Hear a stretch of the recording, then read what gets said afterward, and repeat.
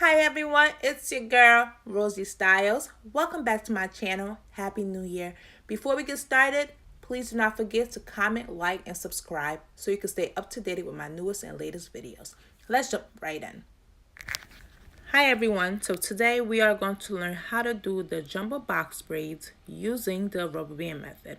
Also, I will be incorporating the tuck and hide method to hide the client's hair and to make sure it blends in with the weave.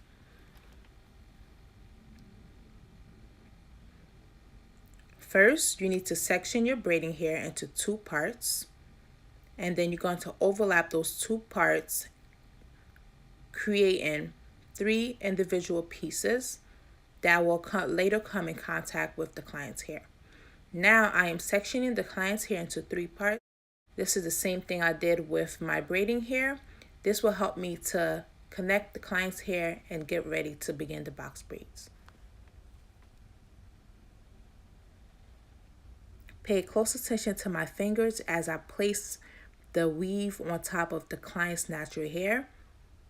Doing this step will make sure that it is neat, and also lining the client's hair and the weave together will make your braid come out neater than you ever wanted. So I am going under each section. Follow my fingers slowly. I'm going under, I'm braiding. This step, I'm going to continue braiding in place 6 times. Then I am going to continue braiding downwards, making sure that the client hair is tucked under the braiding hair.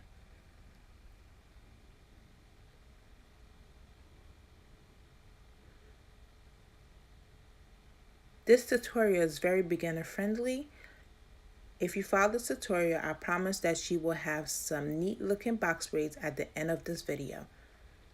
Also, using the tuck and hide method, it will avoid you from wasting time at the end and then actually coming back to clean it. Using this method, your braid will look neat, and you will not have to come back and trim or any flyaways.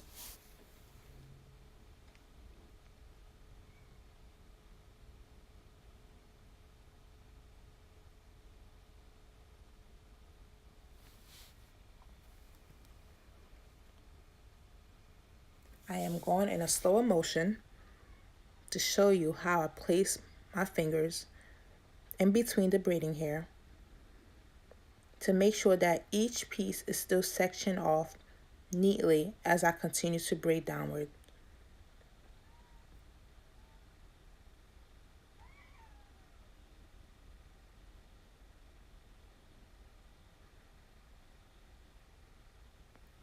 If you could see, my braid is coming out very neatly because this method really works, guys. It really works.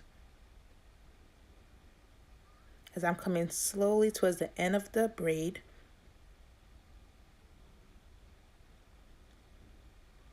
I am just making sure I'm doing the same process that I did at the beginning of the braid to ensure that my braid will fall straight down and it will still look neat at the end. And I did not need to feather out my weaving hair ends because the hair already comes pre-weaved out, or they call it pre-stretched out. So that saved me time. So I purchased the hair pre-stretched out, and all I had to do was start the client's hair the moment she arrived. I'm doing it again. I'm sectioning off the client's hair into 3 parts.